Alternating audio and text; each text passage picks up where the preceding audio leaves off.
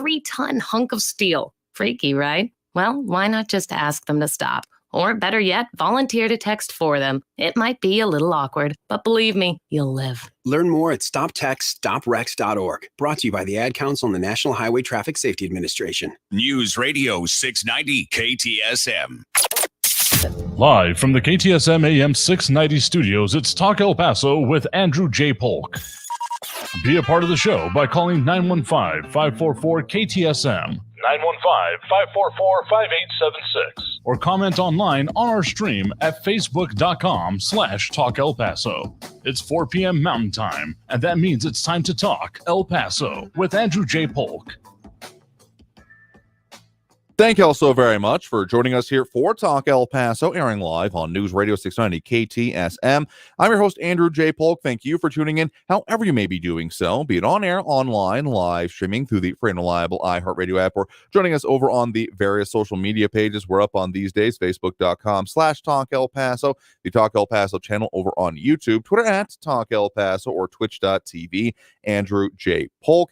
And a lot of conversation already coming in, including Matt Olson with the mercifully shorter yo today. Appreciate that. And Mondo Moncada asking me to have, if I have some, or I guess telling me that I have some mansplaining to do. Sounds a little bit mansplaining of you yourself. But in any case, we have a lot of things we're going to talk about today, and a lot of issues going on affecting us here in the Borderland, including just a few top of mind at this moment. We have some international visits to the Borderland, to the region, definitely within our broadcast area, though not technically on this side, though it includes U.S. and Mexican officials, and some interesting both lead up to that and agreements coming out of that involving, say, the ambassador of the United States to Mexico, among other things. So there's a lot to go into there, and things that could be seen from the Borderland. Also, a notable step down from public office in our region with a announcement coming from a retirement from the State House that we'll talk about and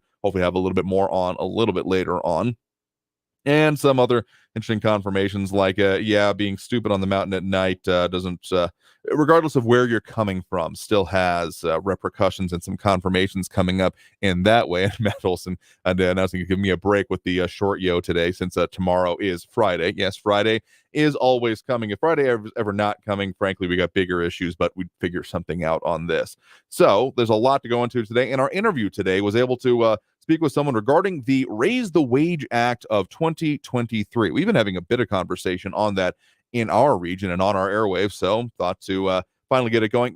Ends up being with a restaurant owner out of a different part of Texas, so we'll still be wanting to get maybe some input from y'all right in our region, but similar-ish conditions, if very different considerations also going into it from the whole aspect of it. So we'll delve into what that current act is, their perspective on it, and some of the questions I know y'all have brought up, particularly when it comes to, the viability, the reasoning, and the impact behind it. So that's what we'll have for our interview today. So however you're tuning in, chiming in, seeing the show, that's the right place for you to be as we continue our dual missions to have live local talk radio here in the Borderland, because damn it, I think we deserve it, and also to talk about the things that are going on or affecting us right here in the Borderland, because no one else is going to have those conversations the way we are, even if there are some national implications going on with that. I'll also mark you Mendingo. Happy Thursday to you as well. Appreciate you tuning in and chiming in, and those dropping those likes and reacts, including Matt Olson and RJ as well. So yeah, Fort Bliss has confirmed that there were soldiers arrested for trespassing on El Paso's Star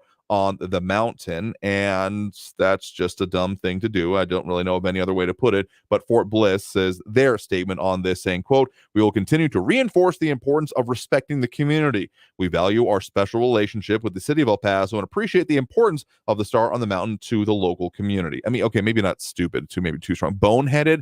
Is that, I feel like that's both simultaneously less serious, but also like more severe. I don't know. Maybe I have a weird conception of that phrase and that word, but they are being charged with trespassing, not vandalism. So again, harkening back to our interview from yesterday, those that have been suspected of vandalism, specifically of the Star on the Mountain, the Crime Stoppers, and of course the El Paso Chamber still seeking information on that. So just as a note, there's not a whole lot of good reasons to be up in the mountains off of very paved and lit areas. And no, the Star on the Mountain does not count as a lit area, in case anyone's going to try to argue that one with me, after dark. Like, it's just a bad idea in general. And also, again, personal and legal perils do abound with all of this. So, so Fort Bliss did confirm the soldiers are among the arrested, but not confirm if all 7 residents are Fort Bliss soldiers of Fort Bliss itself, because it could be family, those kind of things. And yeah, I'm argumenting with the decent question, why deface the star? I mean, I don't get that mentality overall, so I'm not the right person to ask about that. But at a certain point, I mean, there have been some, mitigation efforts, the monitoring and other things like that they do on the Star of the Mountain already, but also getting the word out that don't do it is, I find, to be pretty important. I mean, why do people end up, doing any of the types of vandalism or just stupid stuff? If I had a good answer for that, I'd probably be in a different business and or offering solutions along those lines here.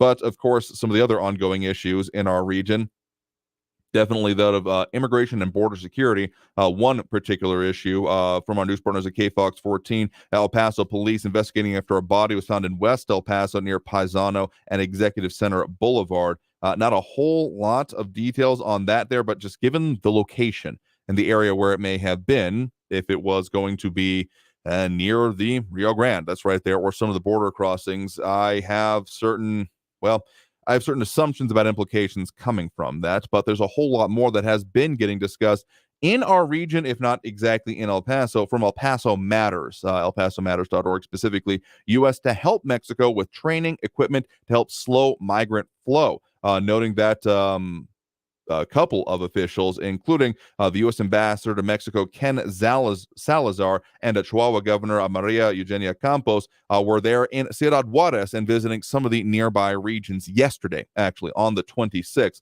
And that also Richard Verma, the Deputy Secretary of State for Management and Resources, noted from the tagline to the picture of the meeting, calls migration a global challenge during that news conference with those there. That includes reporting from La Verdad through the Puente News Collaborative. So it's an interesting one that there's going to be, again, supply, training, tools, and equipment to Mexico, that the United States will supply, rather, training, tools, and equipment to Mexico, specifically with, again, the governor of Chihuahua, Maria Eugenia Campos Galvan, saying, we have come together collectively. The United States cannot do this alone. Mexico cannot do this alone. We have to do it with a regional focus, which is an interesting idea if the follow-through nationally is there. We've seen a lot of the interesting positions, the way I'm going to summarize it in very brief, from, of course, the president of Mexico, Andres Lopez Manuel Obrador, who has been, I'm not going to call it diplomatic chicken, but that's the best phrase I can come up with at the moment, on will we, won't we, what will the policies be when it comes to, again, the Mexican side of things. But it seems like at least they're being a joint meeting afterwards, trying to portray it as a useful one. And of course, the timing of this, as noted by El Paso Matters, right after that federal judge ruling about the implication, then with serious implications to come with it, of being able to, actually have the Biden administration's policies in place, one of the cornerstone ones. So it's an interesting one, and actually going through some of and there was meeting with leaders from El Paso, I will say, including Mayor Oscar Leeser and County Judge Ricardo Samaniego, and what they referred to as a binational dialogue on border priorities and investments, also present for some of these, were some of the local elected officials. So particularly from the State Department, we had, again, the Deputy Secretary mentioned there, saying, quote, from the perspective of the State Department, I can say that we have to do everything on our part to use our diplomatic, economic, and security tools in the region. We must provide the training and operational tools to prevent people from moving between the different border facilities in the region. So trying to see about investment or dealing with it on the Mexican side of things. I mean, usually the U.S. side has been pretty much a singular stoppage, or at least processing focus, I think is a pretty fair way to do that. Because even if you go back to the previous administration, the, again, Migrant Protection Protocols, MPP, so-called Remain in Mexico policy, wasn't exactly a let's deal with it over there. It was take the problem and push it over there. I think that's a pretty fair, if very brief, approximation of the impact of that program. And I mean, a lot of what's been happening on this side of it has been maybe not totally in the same vein, but you can kind of see it from there, right? There's still some aspects of the processing, at least dealing with some of the border security and preventing people from crossing en masse at the very least, or at least that's the idea behind it, I think would be a fair way to put that. though there also has been, of course, with the CBP one up. I mean, there's definitely some stark differences between administrations. Definitely not trying to say that there's the same policies in between the both, but there are certain similarities, and trying to do a cross-border focus on it. And there has been some interesting implications even coming from this meeting, also from El Paso matters. As of today, Mexican National Guard fires towards migrants in Juarez, video shows. Noted that this was happening in the hours leading up to this visit yesterday, saying that the incident was captured on video by migrants, showing members of the Mexican National Guard, La Guardia Nacional, firing at a group of migrants who were spending the night under the Paso del Norte bridge on the Juarez side of things, showing approximately 9 shots being fired, I do believe, is the what the video is said to show. So that's happening about 1 a.m. Wednesday morning, technically. So that's one of the things leading up to this, and in the videos that you can see over there from El Paso matters as well. So a lot of swirling issues around this happening in our region. And of course, there's a few other things going on nationally impacting this as well, such as in the House of Representatives, specifically Texas representatives, as noted by the Texas Tribune, targeting federal funding unless Homeland Security chief is removed. Seeing some of the, I guess, other maneuvering, maybe describing as doubling down of the wanting to impeach, or at least see, the resignation, removal from office in general of, among other things, the head of the Department of Homeland Security, of course, Secretary Alejandro Mayorkas there. But other things, including the U.S. now seeking the U.S. federal government, better way to put it, seeking a court order requiring Texas to remove the floating barriers in the Rio Grande and the other areas. So, yeah, if anyone thought that this issue didn't have a lot going on with it, either immediately in our region or around it, here definitely to tell you otherwise. And another interesting note again from the Texas Tribune on this, just the article title here: facing sex discrimination claims, Texas begins jailing migrant women under border crackdown. Subheadline: Operation Lone Star originally targeted single men suspecting of crossing the border illegally and mass trespassing arrests, but some claim that not arresting women violated equal protection laws. So that's an interesting aspect of the, again, specifically state level response on this. So again, a lot going on there and a lot happening. And well, let's go ahead and take that next break right now, as we got a whole lot of tidbits that we could delve into, but we do want to get to our interview for the day as well, because as much as this continues to develop and devolve, and just we'll see how the response moves on and what kind of form or formats those supplying of training tools and supplies overall, it does sound like, happens to the Mexican side of things when it comes to border security and enforcement and immigration across all of those issues. But there's some other things going on, including the discussion of businesses. I mean, sure, there's the will it, won't it talk about recession going on. But one of the other things that has, of course, also been getting discussed is a minimum wage compensation, the job market in general, with there being a whole lot of competition for jobs. So the minimum wage discussion has been a part of it. Some of you all brought it up. So got the opportunity to do an interview with some of the people involved in the organization for, now it's no longer the fight for $15. It's now seeking a $17 minimum wage to be raised incrementally over the next, let's call it 4 or 5 years. So let's talk about that. And the interview was able to do with a restaurant owner here in Texas about that. But in any case, taking that break right now. Stay tuned. More Talk El Paso after this here on News Radio 690 KTSM. I'm your host, Andrew J. Polk. Phone lines a little bit later, as we usually do. But in any case, stay tuned. More Talk El Paso right here on News Radio 690 KTSM. Don't go anywhere.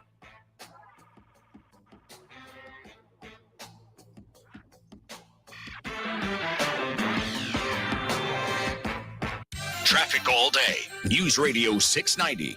Good afternoon. We still have a couple delays on those freeways. On 375, there's slow and go traffic going westbound between Wrestler and Donovan. Also slow and go on the 10 westbound between Pendale and Hunter. More slow and go on the 10 eastbound between Vinton and Mesa Street. With a look at El Paso traffic, I'm Andy Ramirez. This report is sponsored by Raid Light Trap.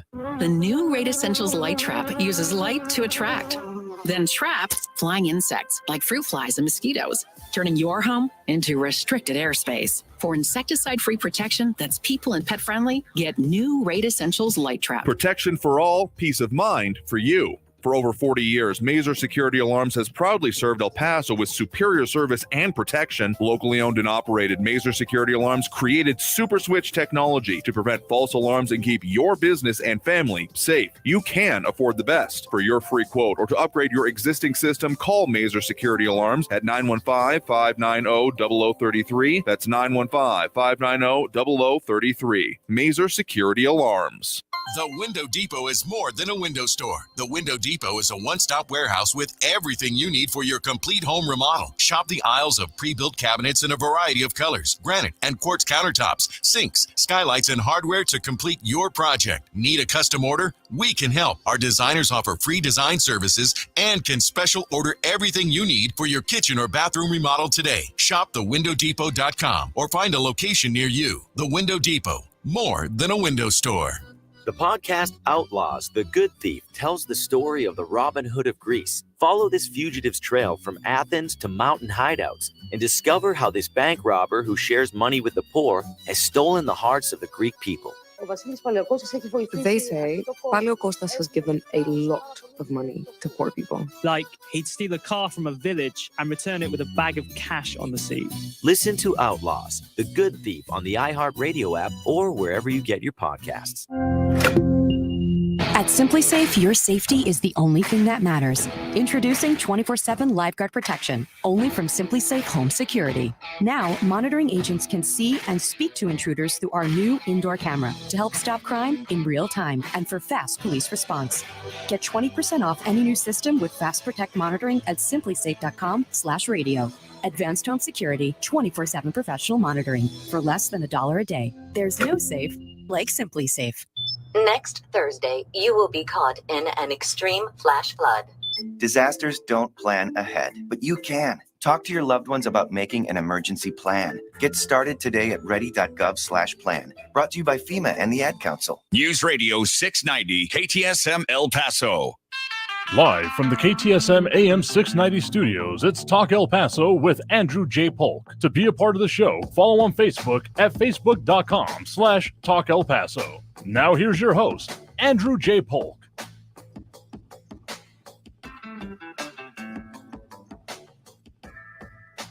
Thank you all so very much for joining us here for Talk El Paso, airing live on News Radio 690 KTSM. I'm your host, Andrew J. Polk. Thank you for tuning in, however you may be doing so, be it on air, online, live streaming through the free and reliable iHeartRadio app, or joining us over on the various social media pages we're up on these days, facebook.com/Talk El Paso, the Talk El Paso channel over on YouTube, Twitter at Talk El Paso, or twitch.tv, Andrew J. Polk. A lot of comments, commentary coming in through those, and also those dropping those likes and reacts that we do appreciate, including Marky Mandingo, James Holmes, Robbie Flores, Monica Cervantes, James Radcliffe, RJ, and Matt Olson. And a lot of conversation already on some of the topics we've had today, including discussion about the vandalism on the mountain. Matt Olson saying the star of vandalism probably stemmed from a stupid TikTok challenge.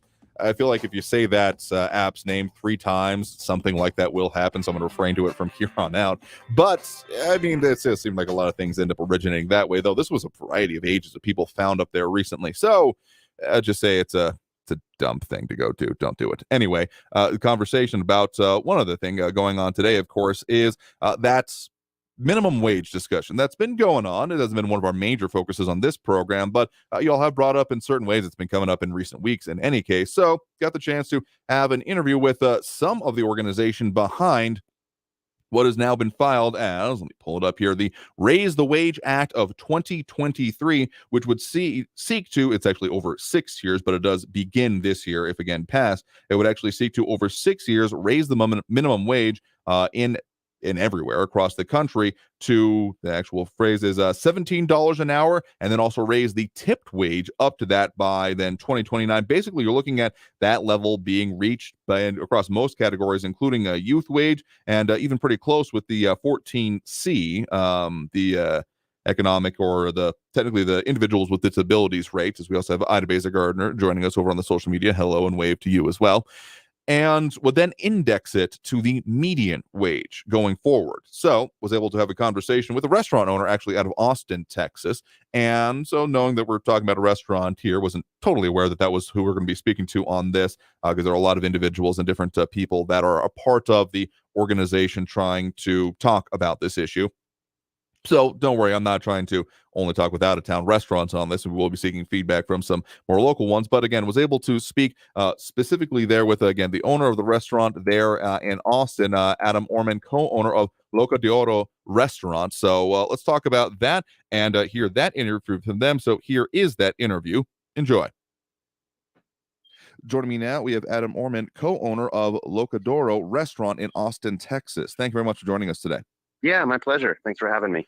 Yeah, thanks for coming on here because, of course, there's been a lot of conversation over many years, but now a specific effort that can kind of be pinned to it when it comes to minimum wage and particularly the raising of it. Of course, there's been a lot of phrases that have been getting thrown around there of, living minimum wage, or the fight for 15, I think, is one that people might be the most familiar with. But now there is a specific bill that has been filed, do believe in Congress, the Raise the Wage Act of 2023, one that would be looking at doing an incremental increase of the federal minimum wage to $17 an hour actually by 2028, and then actually indexing it in the future so that it's not subject to single schedules of raises, and then also would phase out the $2 and $13 an hour tipped subminimum wage by 2029. Now, you as a restaurant owner specifically, is that something that you all are still subject to, or how has that worked for you all to this point?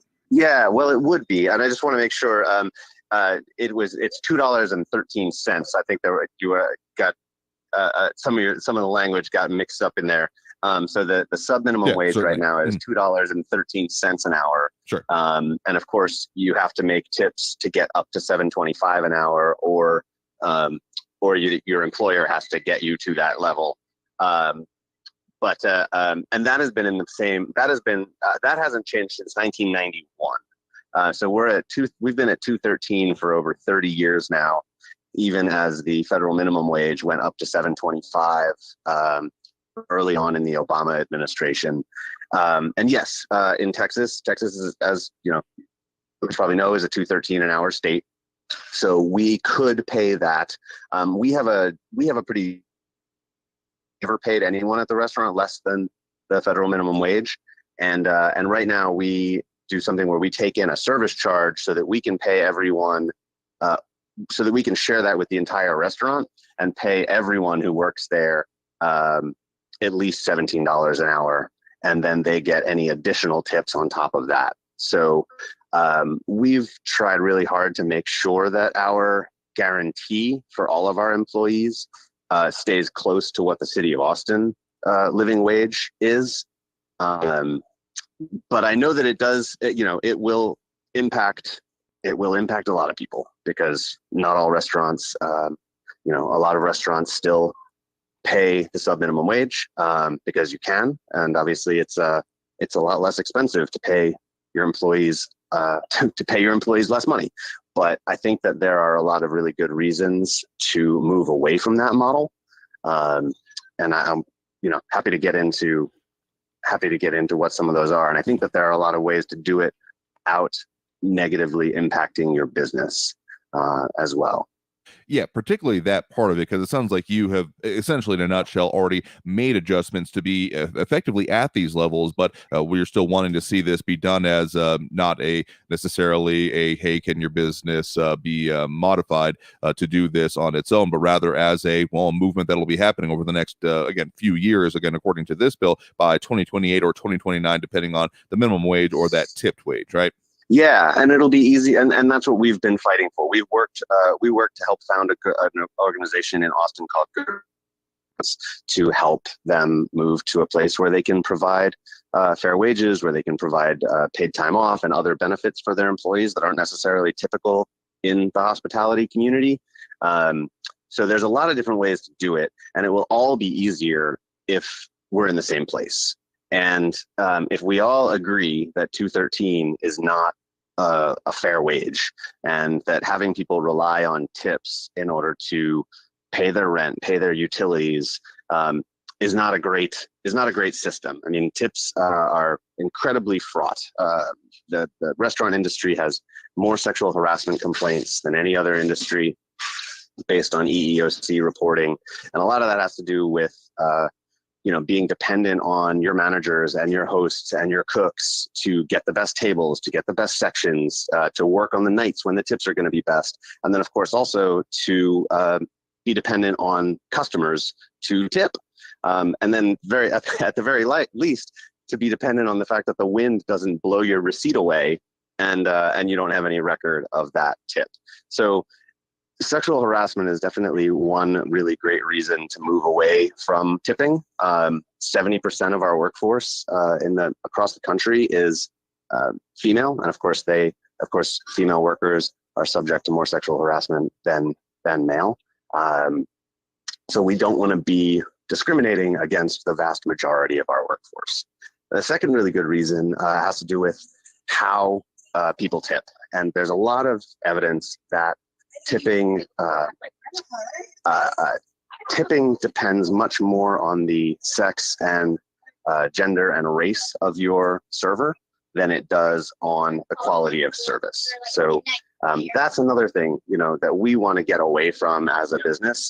I don't want anybody who I hire to think that they are going to that their wage is going to be dependent on who they are and not on their value to the restaurant. So by paying everybody who works for us a proper hourly, where they know what they're going to be making, if it's busy, if it's slow, if there's construction going on outside of the restaurant, if it's raining, if it's 110 degrees, etc., it gives them just much more security, much more stability, a better foundation, and really professionalizes the job in a way that is important to us. How do you get there? I think there's a lot of different ways. Right now, there's a lot of different ways in terms of implementing service charges or hospitality in pricing. But what's complicated is that you have to message that to the guests and to your employees, because everybody's doing it a little bit differently. Raise the Wage Act passes, and we were really close to getting one passed a couple of years ago that would have raised it to 15. If this Wage Act passes, then everybody's going to be in the same boat again, and all the restaurants are going to be dealing with the same playing field, and it'll make it a lot easier to explain to your customers how they're supposed to pay. Right now, I think there is in a lot of places, patchwork, and people will see a service charge and then not know if they still have to tip. They'll see like a healthcare fee and not know how much of that goes to the restaurant or how much of that goes to the servers. And we would love for that to all be cleared up. Restaurant to know that the employees of that restaurant are always making an amount of money that they can afford to live in whatever city it is that they're working in. Again, if you're just joining us, guest right now is Adam Orman, co-owner of Locadoro Restaurant in Austin, Texas. You want to find anything more about them or some of those organizations they mentioned may have been got off there a little bit. There's Good Work Austin, which you can find on Instagram at Good Work Austin, and for them themselves, Locadoro Austin, LORADORO Austin. Find them there on Instagram. And of course, for some of the things on the actual bill itself we're talking about, or the organizations that are doing and putting out information like this, there's at Minimum Wage Biz on Twitter. That's Minimum Wage BIZ is where some of that more information is available. So when it comes to the way that you have structured this in your restaurant and your business at this moment, there's a couple of other examples that come to mind of businesses that have bucked the minimum wage trend, isn't quite the right word, but have said that we are going to do things differently. Costco comes to mind as a big box store where they specifically have higher wages, and they have both a certain amount of corporate pride in it that they put out, but also they say it basically serves dividends for their business, and that it has better things come out of it that can just be quantified in terms of immediately the bottom line, but ultimately does reflect there. So when it comes to you and your business, the decision that y'all made to handle it this way, to have that effectively, a minimum wage both for servers, and then the way that y'all structure it with the service charges, etc. When did y'all make that decision, and what kind of impact do you feel it has had on your business? So we opened with a slightly different model than we have now, but we were paying everybody over federal minimum wage going back to 2016, and it's had a great effect. It's really shaped who we are, and pushed us to add other benefits that are really important. It's created culture at the restaurant that is really important. I mean, culture gets thrown around a lot, but that as the foundation, that we're starting with wages, and then we're going to just keep building on that. And we can do other trainings that are going to help to bring the people at the restaurant together and let them know what our priorities are, but that they know coming in, one of our priorities is to make sure that we do everything we can to make sure that you make enough money to continue to live in Austin and not have to worry about your bills. So it's really important. I mean, I think it lets them know that if they know that we care, then I think everybody who works there is just going to give a little bit more, regardless of what the level of business is that night. And we've had really good retention, which means we're spending a lot less money training. We're spending a lot less money recruiting and hiring. And that's huge in the restaurant industry, where especially post-pandemic, it's been very difficult to hire, really difficult to retain talent, et cetera. Yeah, that's an interesting point there. I mean, it kind of feels like in our area, we have a pretty fluid population of people who kind of float between, service industry or restaurant specific jobs in our area. And if one thing isn't working out, they go to another one, because there's always that constant demand, but also the kind of, it's not exactly a meat grinder type mentality, but that's the closest thing I can get to it, of we just got to get more people in and just, hope they stick around kind of thing. So that's definitely something that I've seen. I've had conversations with people I know in the area. But when it comes to the response from customers, you're mentioning kind of some of that confusion that can exist. I mean, the way, the bills can be structured differently and look different, and raise questions about that. What has been the response from y'all's customer base to the way that you all handle this, the way you all structure it, the way it ends up reflecting both, on their bill and the pricing that you all then have to offer? Yeah, well, I want to go back and just comment on something that you said about the meat grinder mentality. I think you're absolutely right. Restaurants are hard places to work. And so there's already a lot that we've got to combat in terms of having people work nights and having people work weekends and holidays. And if you know that you're only making, if as an employer, you're only paying $2.13 an hour, the solution is usually to throw more people at the problem, because you can afford it. And if that's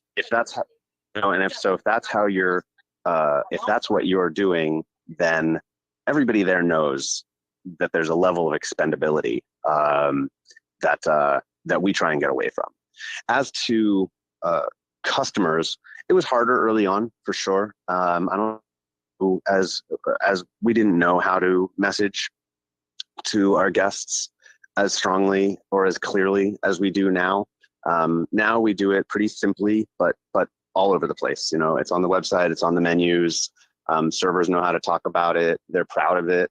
They circle the service charge and highlight it, and we'll make sure to let customers know that that it's included, so that guests know where that money's going, and they understand that if they want a tip, they can, but it's not necessary.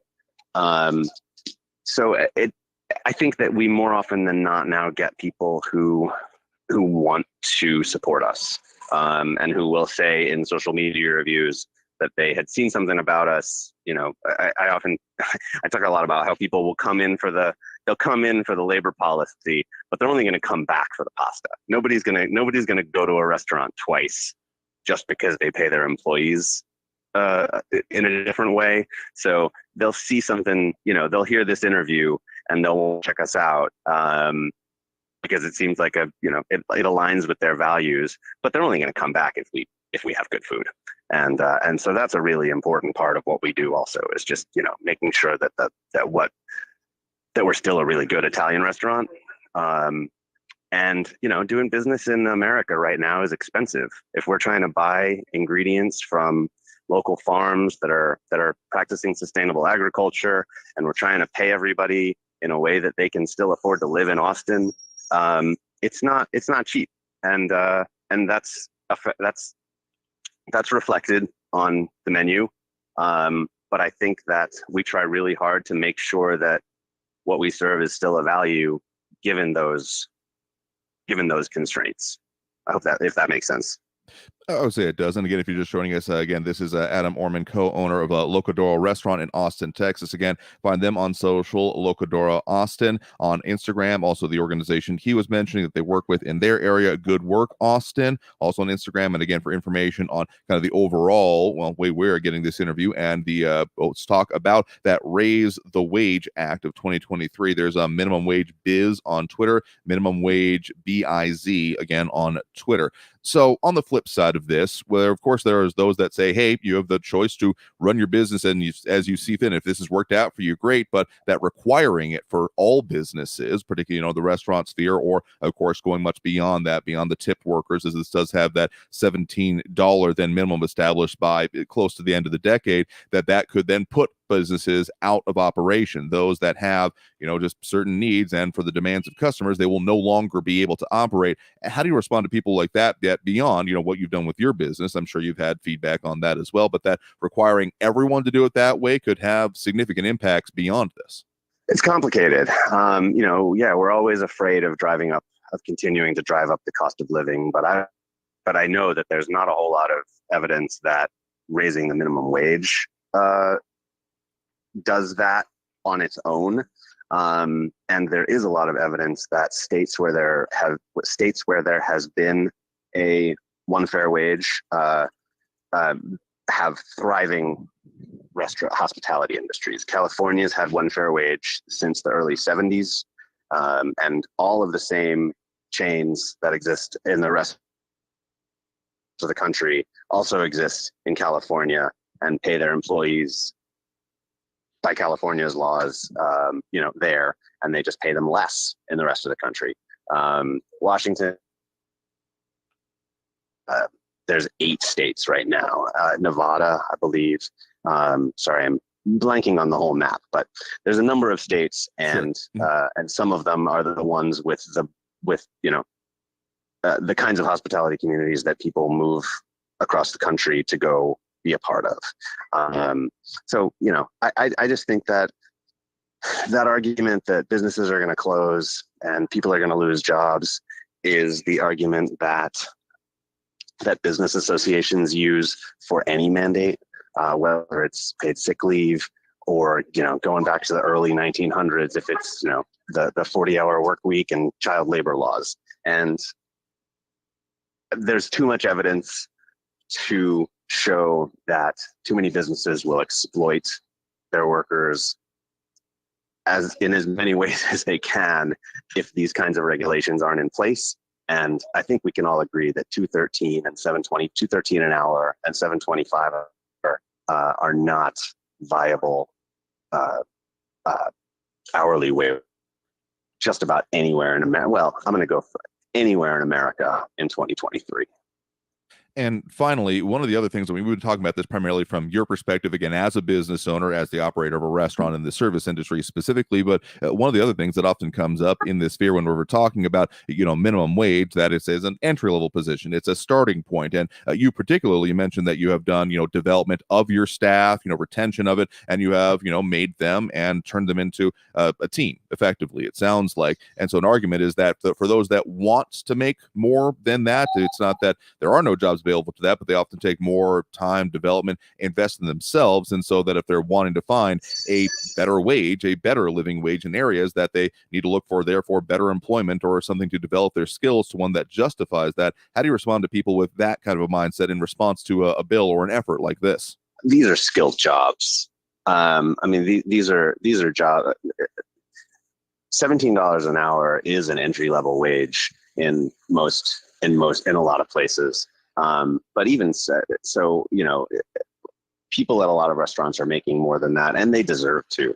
And that doesn't just mean servers. That means everybody who's working in their restaurant. Cooks go to school, go put themselves into a tremendous amount of debt to learn skills, and servers have to learn menus and have to learn wine lists and have specialized skills and should have, and in many cases do have incredibly high levels of high abilities of communication, to be able to provide the kind of service that's expected.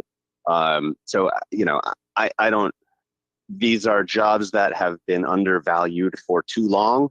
And it's time for people to, especially after what we saw during the pandemic, when restaurant people were going back to work earlier than just about anybody and having to deal with the public in dangerous, in compromised ways. It's time. It's time for us to value these jobs the way that they should be and start paying people appropriately.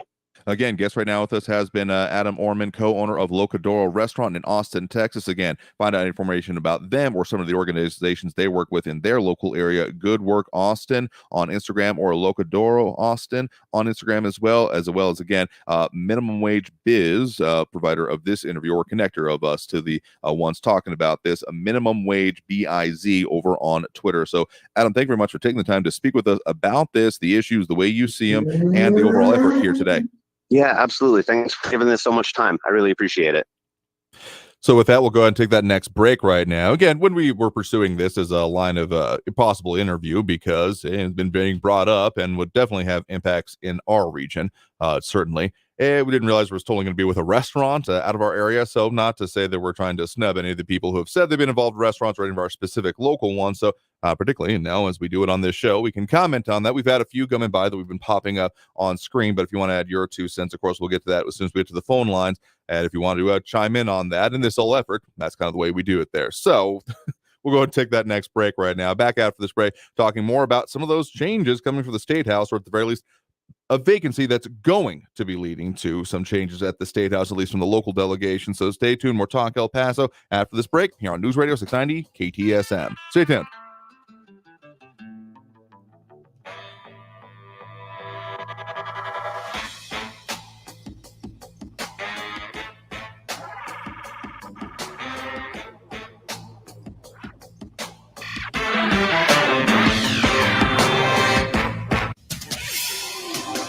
El Paso's News Radio 690 KTSM.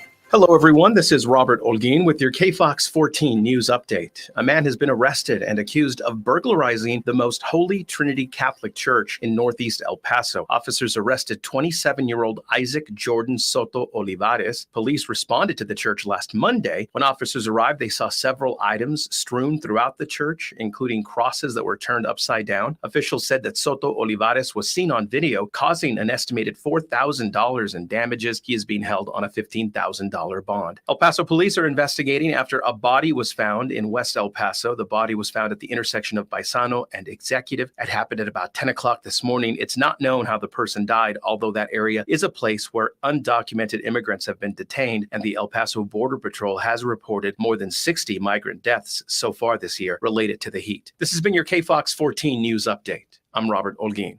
News Radio 690. Traffic all day. Good afternoon. We do have a bit of slow traffic on the 10 heading westbound between Pendale and Hunter, and look out for a new crash reported on Kansas south of Texas Avenue, and a new accident also reported on Vista del Sol east of Lee Trevino. Look out for a wreck also reported on the 375 northbound at Vista del Sol. I'm Andy Ramirez with El Paso Traffic. From the CBS 4-1 weather center, this is meteorologist Evan O'Regan. We have one more day of our weather warning and heat advisory for today. We have a high of 106 today in El Paso and 104 up in Las Cruces. Then we start to taper off those temperatures for the weekend and early next week. And we also kick in some rain chances as well starting this weekend and going into next week as well. From the CBS 4-1 weather center, this is meteorologist Evan O'Regan. This report is sponsored by Wendy's Late Night, open until midnight or later. Wendy's is open until midnight or later, which means all your favorite menu items are up later too. The Baconator still tastes just as juicy and bacony at night. So listen to that craving and turn in for the night at a Wendy's drive-thru. Hours may vary at participating U.S. Wendy's. Hey, El Paso and surrounding areas. This is Ivan Ochoa, General Manager of Sunland Park Chrysler Dodge Jeep Ram Fiat. Thank you for making us #1 in new car sales again. We make buying a new or certified pre-owned vehicle fast, fun, and easy. Our goal this month is to break our all-time sales record, so Sunland Park Chrysler Dodge Jeep Ram Fiat will do whatever it takes to make a deal. Get 10% off MSRP on 2023 Ram 1500 Low Star trucks, $4,000 off MSRP on 2023 Jeep Gladiator trucks, and super low 1.9% APR for 72 months, $2,000 off MSRP on 2023 Jeep Wrangler, plus 2023 Jeep Grand Cherokee Laredo. $3,500 off MSRP and 2.9% for 72 months. Worry about your trade or credit? Don't sweat it. Our aggressive lenders will push to approve your credit, even if your credit is less than perfect or if you owe more than the trade is worth. Get huge savings and more for your trade during the Make This a Summer sales event at Sunland Park Chrysler, Dodge, Jeep, Ram, Fiat at I-10 Sunland Park Drive or online at sunlandparkdodge.com. Estamos en tu esquina El Paso Strong. Includes factory rebate and dealer discount for CTNL. 1.9% APR is $14.71 and 2.9% is $15.15 per thousand finance. On select vehicles with approved credit. Offers not combined. For the local issues and discussion you won't get anywhere else, turn to Talk El Paso, weekdays at 4 right here on News Radio 690 KTSM, brought to you in part by the El Paso Community Foundation. Sound off on what matters to you, Monday through Friday, 4 to 6 p.m., and let's talk El Paso. MVP's bonus days are back at Lowe's. Right now, save $60 when you buy a DeWalt Impact Driver or drill for just $99 each. Lowe's knows pros. Valid through 8/2. This report is sponsored by Lowe's. Teens in foster care will love you, even if you don't know the lingo. Dad bod. Noun. The result of the occasional donut, always washed down with confidence. Brought to you by the U.S. Department of Health and Human Services, Adopt U.S. Kids, and the Ad Council. Visit adoptuskids.org. El Paso's News Radio 690 KTSM. Live from the KTSM AM 690 studios, it's Talk El Paso with Andrew J. Polk. To be a part of the show, call 915-544-KTSM or follow on Facebook at facebook.com/Talk El Paso. Now here's your host, Andrew J. Polk. Thank you all so very much for joining us here for Talk El Paso, airing live on News Radio 690 KTSM. I'm your host, Andrew J. Polk. Thank you for tuning in, however you may be doing so, be it on air, online, live, streaming through the free and reliable iHeartRadio app, or joining us over on the various social media pages we're up on these days, Facebook, YouTube, Twitter, and Twitch.tv, either under Talk El Paso or Andrew J. Polk. A lot of conversations and a lot of things we're talking about here, but a couple of things I want to get to before we get to those phone lines and towards the end of the show here, probably a pretty quick segment before we open up those phone lines. But some of the things going on, including from the State House, as much as, yes, we've been talking about the legislative sessions or the continuing special legislative sessions, I should say, but there has been some interesting announcements, including the fact that State Rep Lina Ortega is not going to be seeking re-election, so retiring from the State House and as a representative for the House District 77, which is entirely within El Paso County. I don't really recall the exact bounds of it overall, so let me look that up over this next break, but deciding not to seek a fifth term, having served since January of 2017, standing by her record, among other things, but also saying that still pushing to get, including ensuring that El Paso gets a law school in the near future, continuing to work on that goal. So that's one of the things, and so kind of one of those farewell statements, proud of the staff,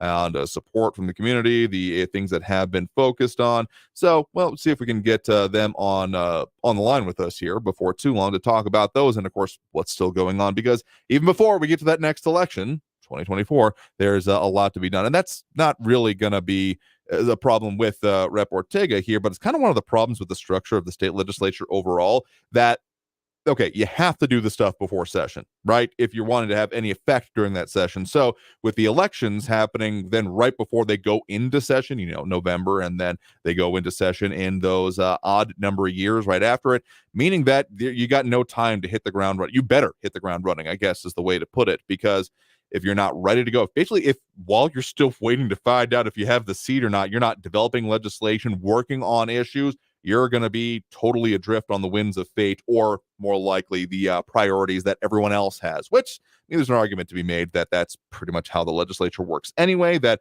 if you're not fitting in with some of the major parts, you're unlikely to get it anyway, given the decisions and the very strong powers that both the Speaker of the House and the argument, of course, and the kerfuffle that has existed between the chambers, then, of course, with the lieutenant governor about setting the agenda, that if it doesn't fit into that, it may or may not happen. But of course, there's a lot of in-betweens and smaller bills, but it's gotten a lot more. I want to say that we hit a high watermark in this most recent set of legislative sessions for the amount of bills that actually got, at the very least, considered, if not fully passed. I'll have to see those final stats, considering we're still kind of in the midst of it, at the very least, the special session. So that's more of a problem with the way it's structured in Texas than with anyone else, because it's not like saying, well, too bad, you're going to, I have to leave right now. announcing retirement and not going there. And James Ratcliffe, among other things, saying term limits should be applied locally and at the states. I mean, you could possibly be done there. I think that would still be within the bounds of what the representative is considering, since I think most of it ends up being, about 10 years for either side, maybe 12 years for the Senate. I mean, there's a bunch of different proposals that have existed on that. So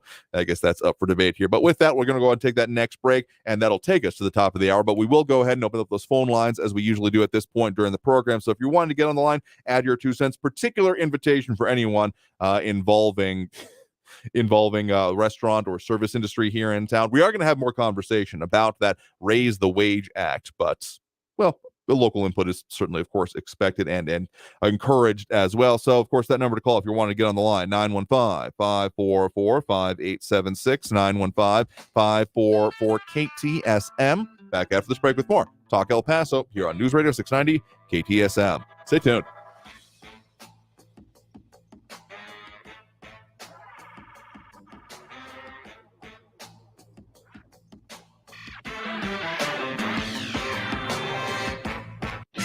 Traffic all day. News Radio 690. Good afternoon. We do have a bit of slow traffic on the 10 heading westbound between Pendale and Hunter, and look out for a new crash reported on Kansas south of Texas Avenue, and a new accident also reported on Vista del Sol east of Lee Trevino. Look out for a wreck also reported on the 375 northbound at Vista del Sol. I'm Andy Ramirez with El Paso Traffic. This report is sponsored by Wendy's Late Night, open until midnight or later. Wendy's is open until midnight or later, which means all your favorite menu items are up later too. The Baconator still tastes just as juicy and bacony at night. So listen to that craving and turn in for the night at a Wendy's drive-thru. Hours may vary at participating U.S. Wendy's.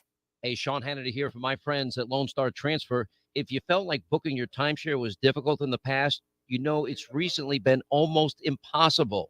Now, most clients are shocked to learn that their timeshare is now available to the public, and that severely limits booking options. Many owners have also reached out, and they're upset that their yearly dues have nearly doubled during the maintenance fee season. Now, for well over a decade, our friends at Lone Star Transfer, a family-owned company, they have had the pleasure of helping thousands and thousands of people legally and permanently get out of their never-ending timeshare fees. Now, Lone Star Transfer guarantees the release of all liability to your timeshare in writing and in a specific time frame. Call my good friends for a free, no-obligation consultation. Write this down. Call today, 833-594-0075. 833-594-0075. They're online at LoneStarTransfer.com. In today's Marketers Report, Kate Cronin, Chief Brand Officer of Moderna, weighs in on the speed of audio production. In this day and age, and particularly at Moderna, where we have new information coming out on a regular basis, being able to feed that information to the audio format makes being nimble and pivoting easy, and that's what I really like about it. As the #1 audio company, iHeartMedia gives marketers access to the audiences, influencers, insights, and data you need to grow. If you're a marketer, go to iHeartResults.com. Hi, I'm Burt Ward, Robin from TV's Batman, inviting you to feed your dog natural, non-GMO, Gentle Giants dog and puppy food. Dogs eating Gentle Giants and following our special feeding and care program are living as long as 27 healthy, active years with a wonderful quality of life. Holy wow, 27 years! Think of all the extra years you could enjoy with your dog at Target, H-E-B, and stores near you. Try Gentle Giants cat and kitten food, too. If summer is heating up your hiring needs, then you need Indeed. Their all-in-one hiring solution makes it easy to attract, interview, and hire candidates all in one place. Sponsor your first job and get hiring today by visiting Indeed.com/credit. News Radio 690 KTSM. If you're hiring, it can feel like you're trying to find a needle in a haystack. You can hope the right person comes along, or you can just use ZipRecruiter. And now you can try it for free at ZipRecruiter.com/radio. In fact, ZipRecruiter has helped a lot of business owners find their needle in a haystack, like Marco, president of operations at Telly Tires and Auto Centers. Because Telly Tires has grown a lot in the last few years, Marco needed to hire everyone from a receptionist to a store manager to a head mechanic. ZipRecruiter helps me find all the right people, even the most difficult jobs to fill. ZipRecruiter helps me keep my business running. Take it from Marco and millions of other businesses who've used ZipRecruiter. ZipRecruiter can help you find the needle in the haystack. See why 4 out of 5 employers who post a job on ZipRecruiter get a quality candidate within the first day. And right now, you can try ZipRecruiter for free. That's right, free at ZipRecruiter.com/radio. That's ZipRecruiter.com/RADIO. ZipRecruiter.com/radio. ZipRecruiter, the smartest way to hire. News on the hour and a half. Traffic and weather all day. News Radio 690 is KTSM AM El Paso, an iHeart radio station. NBC News Radio, I'm Brian Shook. President Biden says there's no more denying the impact of climate change as extreme heat sweeps the nation. San Antonio hit an all-time heat index high of 117 last month. Phoenix has been over 110 degrees for 27 straight days. The president met with mayors of western cities today and announced new actions to protect communities from extreme heat. He's directing the Department of Labor to increase the enforcement of heat safety violations and inspections in high-risk industries like construction and agriculture. House Speaker Kevin McCarthy says he's only considering an impeachment inquiry into President Biden at this time, not impeachment. McCarthy made the distinction while talking to reporters today, saying the inquiry gives Congress more power to obtain the documents they need to investigate the president. Gas prices are at an 8-month high. AAA reports the national average price for a gallon of regular gas hit $3.71 on Thursday. That's the highest the average has hit since November and is 13 cents more compared to a week ago. The jump comes as the price for a barrel of oil has surged to $80. The U.S. Justice Department is opening up an investigation into the city of Memphis and the city's police department. The DOJ Civil Rights Unit will lead the investigation and examine allegations of improper use of force by police, discrimination, unlawful searches, and arrests. Assistant Attorney General Kristen Clark said today that even in a majority Black city, the department's traffic enforcement may focus disproportionately on the Black community. Today's announcement comes about 7 months after the deadly beating by police of Tyree Nichols. I'm Lisa Taylor. A SAG-AFTRA strike was held today at the state capitol.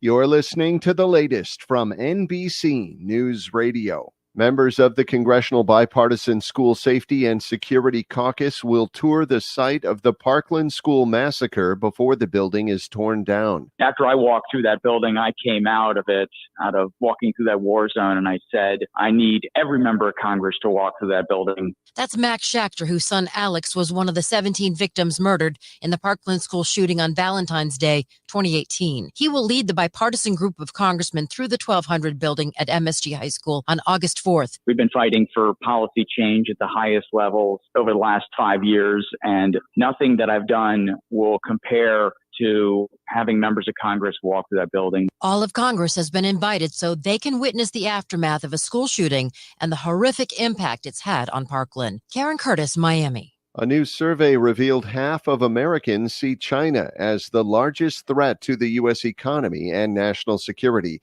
That's according to the Pew Research Center. Officials say the survey shows an increase in negative attitudes toward China since the country has been a main focus in politics. Hundreds of Kaiser Permanente San Diego staff are picketing for better working conditions and pay. John Fink reports. The Office of Professional Employees International Union Local 30 showed up on Wednesday to fight for the almost 5,000 service and maintenance, patient care, clerical, and technical workers of Kaiser Permanente hospitals. Their biggest concern is staffing and employee retention, which they say directly affects the quality of care they're able to provide. Kansas City Chiefs player Travis Kelce said he took Taylor Swift not wanting to meet him personal. Kelce attempted to share a friendship bracelet with his number on it to Swift during one of her concerts. He said the singer doesn't talk to anyone before or after her shows because she has to save her voice for the 44 songs she sings during her tour. Brian Shook, NBC News Radio. Now your chance to win $1,000. Just enter this nationwide keyword on our website. Bills. That's bills. Enter it now. This report is sponsored by Indeed.com. If summer is heating up your hiring needs, then you need Indeed. Their all-in-one hiring solution makes it easy to attract, interview, and hire candidates all in one place. Sponsor your first job and get hiring today by visiting Indeed.com/credit. No, not now. That sounds like it's going to cost you. I know what to do. I'm going to cashnetusa.com. I can apply in minutes, get an instant decision, and if approved, I could have the money in my account as soon as the same business day. When you need money fast, be the hero. Go to cashnetusa.com to apply for the money you need now. The exact timing as to when your loan funds will be available will be determined by your banking institution. Only iHeartRadio gives you access to all of your favorite radio stations. It's the Rob Ryan Show. It's the Woody Show. It's Elliot in the morning. All of the once-in-a-lifetime events. iHeartRadio Music Festival, yeah! All of the best free curated playlists. The best bands. All of the great podcasts for every interest. The stuff they don't want you to know. All of the mind-blowing contests. $20,000. Awesome. All of your favorite superstars. This is Dave Grohl from the Foo Fighters. Best of all, it doesn't cost a thing. Download the absolutely free iHeartRadio app now. 180 over 111, and I had a stroke. I couldn't speak or walk. This is high blood pressure. Get back on your plan. Go to loweryourhbp.org. Brought to you by the American Stroke Association, American Medical Association, and the Ad Council.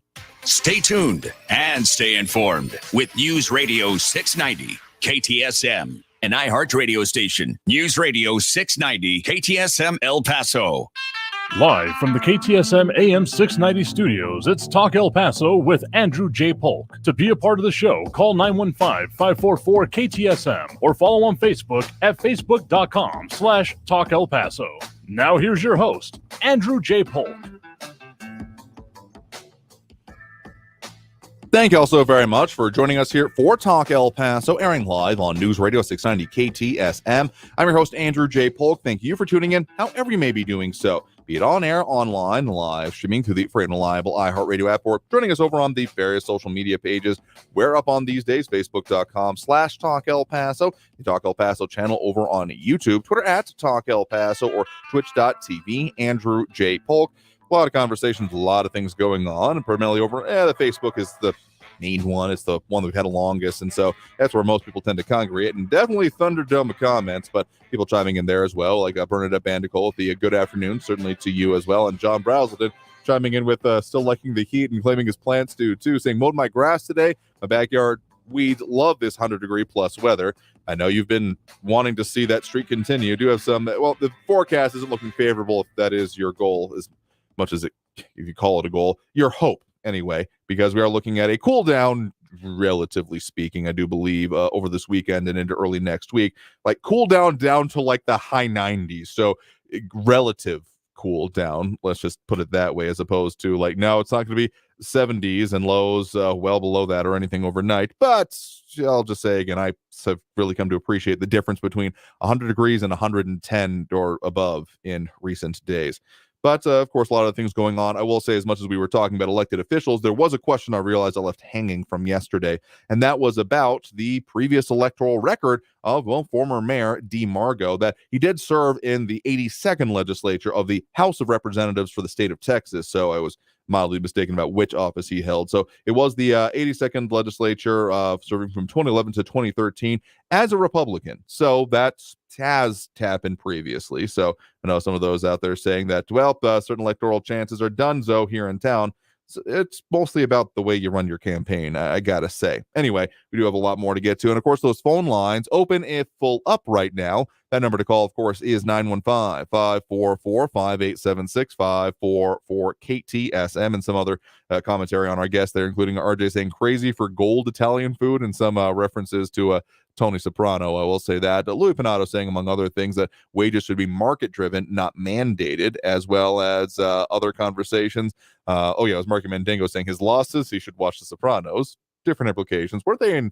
Okay, I've never really watched The Sopranos. I just couldn't get into it. Weren't they more into waste management, sanitation, that kind of thing, as opposed to food and beverage, which I know also has implications sometimes. So, and like James Radcliffe also asking, why don't they just increase the prices and get rid of the charge? Well, there's other ways to structure it. I mean, this is what's worked for them. And so I was interested to get their perspective on how this has worked for their business. We'll soon be talking about this as well, including some of the ones that are explicitly opposed to it as well. So that'll be a part of our full coverage as we try to bring you on this issue. So let's go ahead and get to those phone lines here. We do have Marco in Central on the line here with us right now. Marco, thanks for joining us. Hey, Andrew, how's it going, brother? Doing all right there. What's on your mind? So, I wasn't expecting the the conversation to shift so dramatically on wages. Let me just make a quick comment, though. For anybody that's going to go visit me at the restaurant, we will be closed for the next 2 weeks. So at 425 South Oregon, we'll be closed until the 8th of August. Okay, fair enough. You still can reach me at Game Bolt on Fridays and Saturdays, and they're open till 10. And I usually get out there around 7. And then now I want to comment on the wage. So this is the tough part about the wage increase, okay? Because I always state it to you this way: I'm a human supremacist, okay? Sure. And I think of the human aspect of what wage increase would mean. So I think of Milton Friedman. Many people don't think of him anymore as a great economist, and he made an argument against minimum wage increases only because, well, let's say this. Let's say they raise the minimum wage right now. Okay, what are the dangers in the economy? Even though people like Raul think that the economy is great, so he's with Jim Cramer. Okay, he's telling you go get into Enron stocks, go to get into FTX stocks because everything's good. But let's look at the reality over the 2 years. Okay, we've had failures in our distribution line. Okay, big time, which has affected a lot of factories, a lot of industries that particularly produce wood, metals, okay? So they've been hurting, okay? Now let's look at what else they tried to do. They tried to cancel certain student debt loans, okay? Well, guess what? They struck that down. Now that bill's coming due. So those people that had it free for a year or two are now going to have to pay that bill on top of whatever other bills they have right now.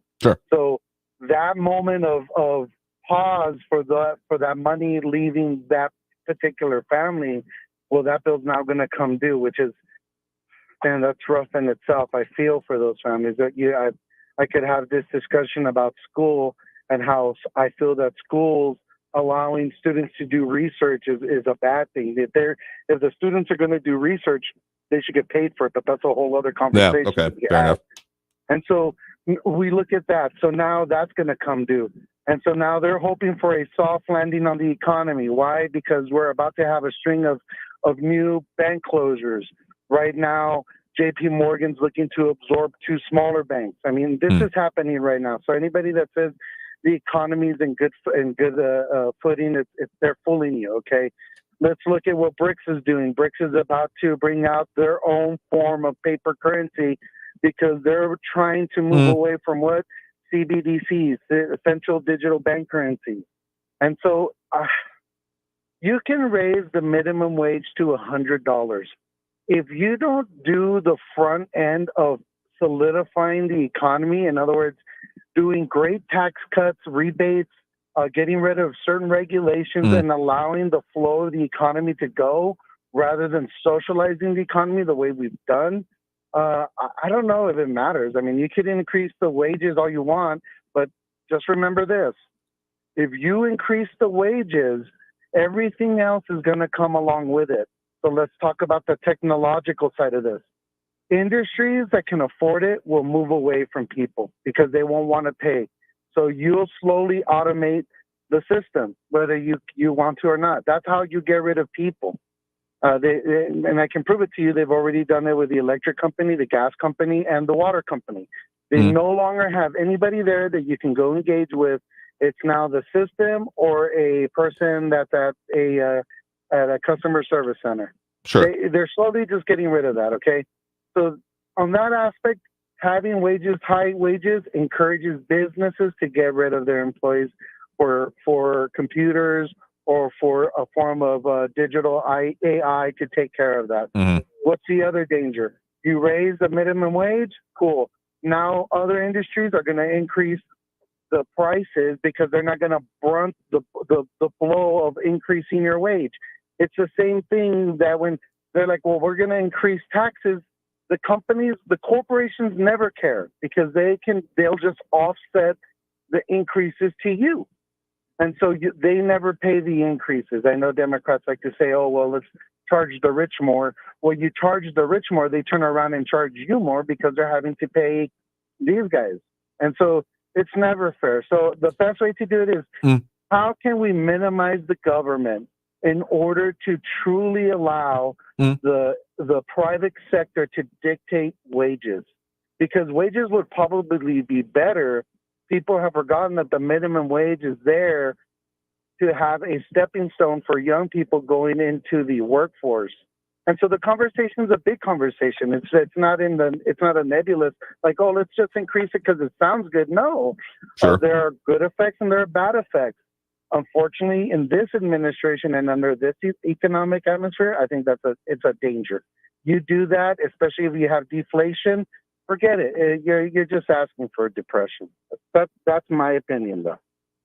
I mean, there's a lot of considerations that go into it. I mean, there have been comparisons to, say, other countries. I know California came up in this, and we have examples from Norway where they have very high taxes and minimum things that are required of it. And I mean, things are more expensive in general, but for, the often example that's given of your basic hamburger, the Big Mac often comes up, I know.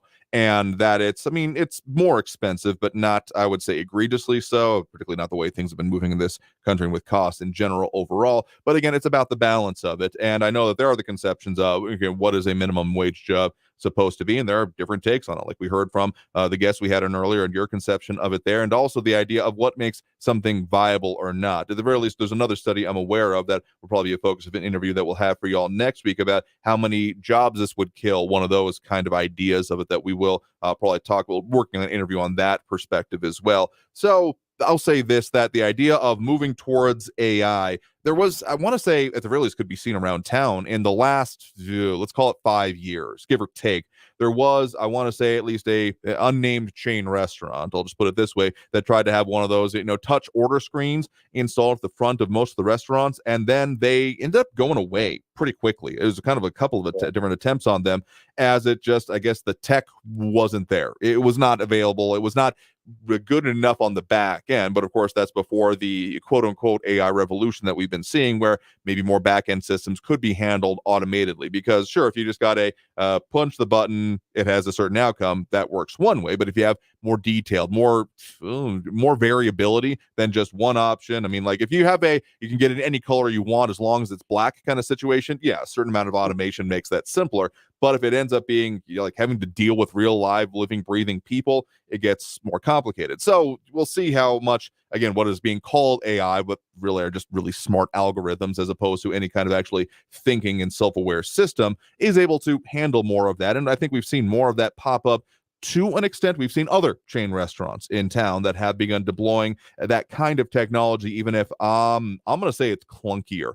I'm going to say that at least my experience has been that the order takes longer than it ends up doing if you were just talking with a real live human. And I would say order quality has maybe gone down a little bit. Another reason I'm not mentioning which one that is. So there are conceptions, there are issues with it, and the idea of it now being 17. I mean, again, the whole fight for 15 that was, oh gosh, I want to say like 2019, maybe a little bit into 2020, that was really being focused on. But now they're focusing on 17. I mean, heck, I remember reading from some activists even at that point in time saying 15 is the compromise. Really, it should be 25 even at that point in time. So I don't expect this conversation to be dealt with easily, simply, or in short order. But it's an interesting one to have, because how we do structure the economy going forward and what things we end up valuing along with it, like you said, focusing on humans and humanity is frankly an important one. And like I said, there are other changes going on that could bring people back into the workforce or more into the workforce, because we've already got the whole underemployed phenomenon we've been dealing with anyway. So I think there's a whole lot of swirling issues around this, and the sole impact, or the summary impact we see from this, will be definitely one we need to keep an eye on. I absolutely agree with every point you made. I just want everybody to think real quick. The economy, again, if we raise the minimum wage, it's fine. You can raise the minimum wage. But before the government moves to do that, find ways to solidify and give assurances to the economy. This way, it's not such a, oh, well, what's this administration going to do? What's that administration going to do? Sure. Our money shouldn't be living by the seat of the pants of whoever's in charge. There needs to be a stability there. And then on the backside of that, I will say this. Yeah, we could increase the minimum wage. People, and they do deserve more money. But again, raising the minimum wage also brings some downfalls where people try to capitalize on the more affluent part of money. And so you will see an increase in food. You will see an increase in rent because people want, unfortunately, humans are humans and they all want a piece of the pie. And so it always offsets itself. It never benefits the individual. And I'll leave you with this one final idea: a universal income. I believe that's coming. I'm a conservative again. I don't agree with a universal income.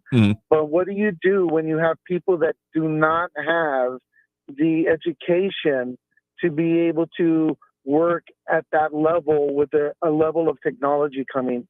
This is the question that's been asked of truck drivers. What will they do when automation hits the truck driving? I mean, that in itself, that you could, I've said it before and I'll say it again, to release every truck driver for the sake of AI, you could be looking at a French-style revolution. I mean, all of a sudden you have all these people unemployed. They're desperate, and desperate times call for desperate measures. I hope that never happens. We should try to find a way for people to keep working, but man, it's such a tough question, especially for myself coming into like running for mayor. I think of stuff like that. What can I do to promote more people power rather than automated power, even within the structure of the government that I'm looking to lead? And so those questions do not end up in any easy realm. One more thing. Think of this. We talk about money and this, increasing the wages, but we also talk about technology. What are we going to do in maybe less than 15 years when we're talking about, hey, should you even be driving a car? Because technology's there and you don't need to be driving a car. It's dangerous. Yeah, I can see that coming, and it's already been satirized in a couple of once it was like iRobot went about that. This cars run off of gasoline. Don't you know that's like stuff like that? Like there's lines waiting in the wings, and I'm gonna have a real hard time with that one. I'll say that, but do appreciate. Let's not Wally ourselves is what I'm saying. Fair enough. Well, appreciate the point in the call. You have a good one there. You too, brother. Have a beautiful day, and vote for Marco, okay? Marco for mayor.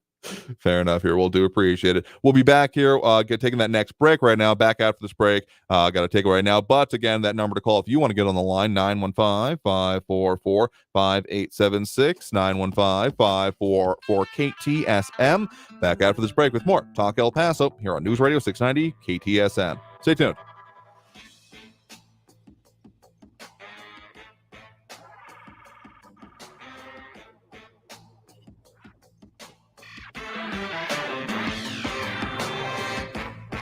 Traffic all day. News Radio 690. Good afternoon. We still have a bit of slow traffic on the 10 heading westbound between Rustler and Red. Look out for a crash with some lane restrictions on the 375 northbound at Socorro. We have an accident also active on Joe Battle northbound at Edgemere. And on Vista del Sol east of Lee Trevino, there's a crash to watch for at Bob Murphy Drive. I'm Andy Ramirez with El Paso Traffic. This report is sponsored by Off. This is Protection. Yep, Protection. The everyday skin protection ritual that protects your skin from mosquitoes. Prevention is the best protection. Off, the #1 dermatologist recommended repellent brand, SC Johnson. The podcast Outlaws, The Good Thief tells the story of the Robin Hood of Greece. Follow this fugitive's trail from Athens to mountain hideouts and discover how this bank robber who shares money with the poor has stolen the hearts of the Greek people. They say Paleokostas has given a lot of money to poor people. Like, he'd steal a car from a village and return it with a bag of cash on the seat.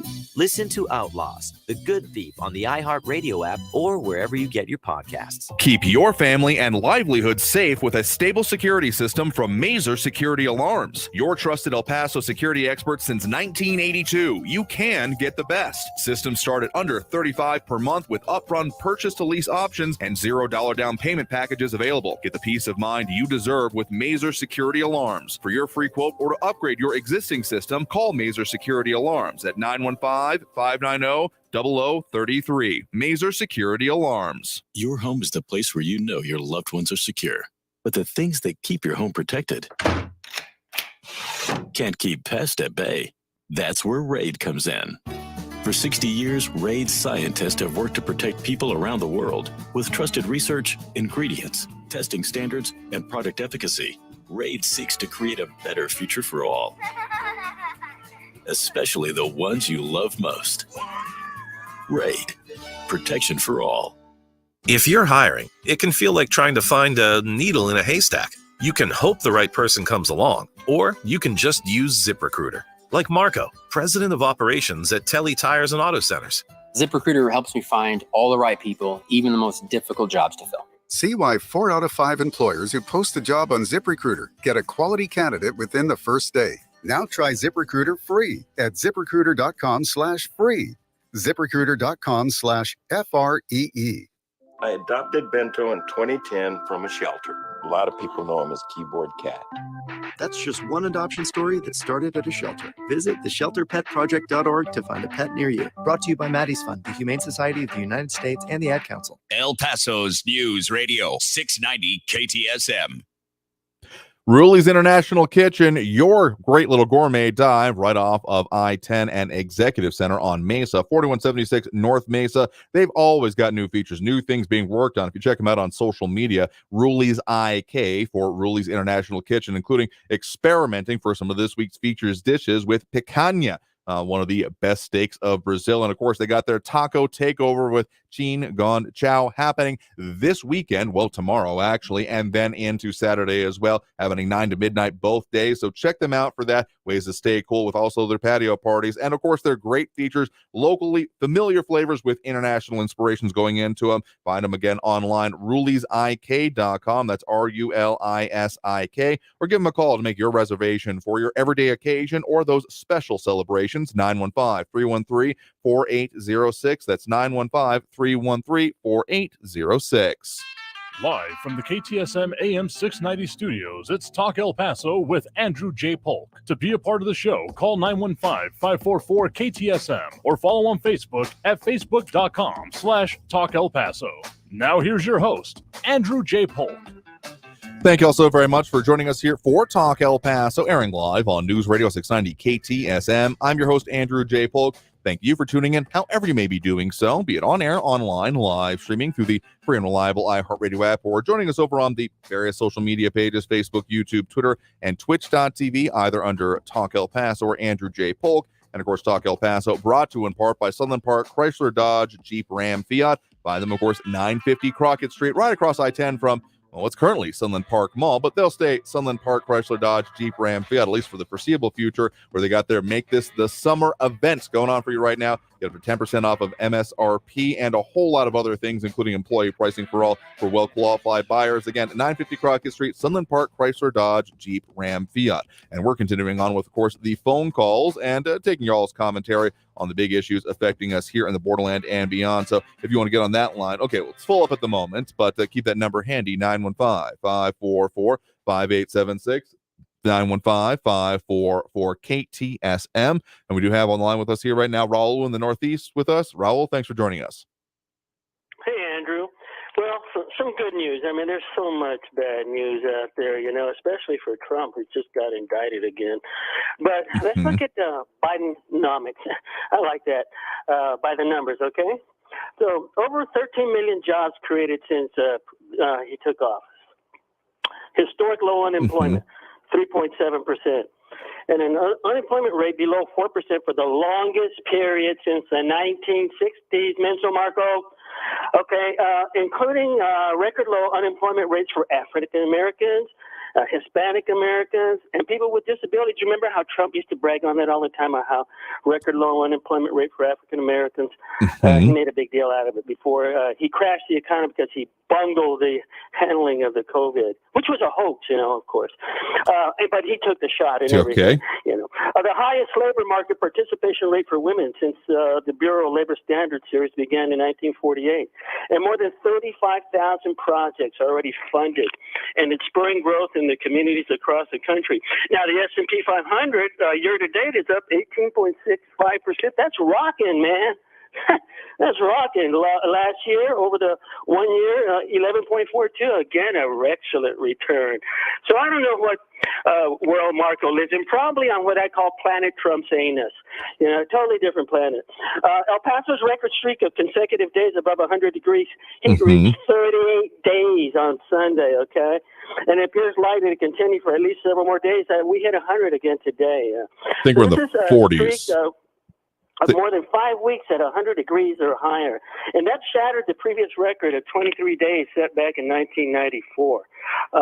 Now, here's a few headlines about, again, global climate change. Water at Florida's tit may set record for hottest seawater, according to Time magazine. The article reports that the water's temperatures hit hot tub levels, exceeding 100 degrees. The planet saw its hottest day on record this week, according to CNA. Global heat wave, 15 hottest days in the world, according to Axis. Last week saw the 15 hottest days in the world's hottest month. The 17th straight day with global temperatures hotter than any period on record. World records hottest day for third time in a week, according to BBC. Now, again, this is what the National Academy of Sciences says. Not Mumbling Ben and Mentiroso Marcos, wherever they get their numbers, The National Academy of Sciences, now it was founded in 1863 and is one of the world's preeminent scientific institutions of the world's leading scientists, academics, and researchers. And this is what they say. You can go look it up on their webpage. Humans are causing global warming. Okay, how about NASA? Let's see what NASA saw, the agency that put men on the moon and brought them back. It says on their webpage, which you can go look at, scientific consensus, Earth climate is warming. Now, here's a statement on climate change from 18 scientific associations who they list.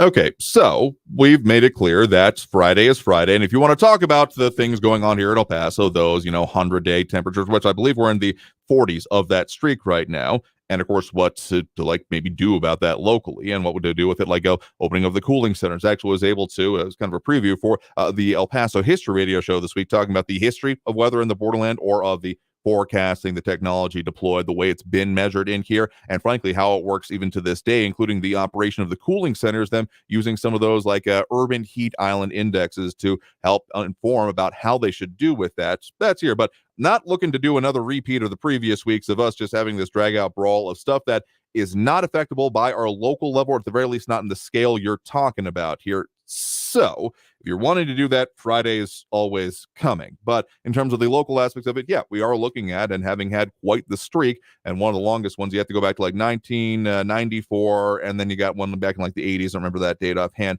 for where you're anywhere near the same amount of streaks, or at the very least the amount of days out of the year, which was above 100, not quite the same streak level, but it's concerning. And if that's the way things are moving, it does beg the question of what do we do about it locally? How do we respond to that? Because sure, the answer may be to crank the AC, except I swear everyone out there probably knows someone or has experienced it themselves about that going out for you. And then, of course, that doesn't even mention or address the issue of those that don't have it. I mean, swamp coolers used to be the standard around our area, and now are thought of as, refrigerator. It's a luxury, a nice to have, but not a necessary. And that concept the market was already changing on that before now, but now has absolutely changed. So, we got issues and that need to be addressed here, but if you're trying to drag this back into, I do not want a repeat of the previous weeks when that's all we talked about. So, and we made that clear at the start of this week. So if you're at all confused about that, let's make that perfectly clear again. So appreciate the point in the call on the local aspects, particularly for what it's worth, but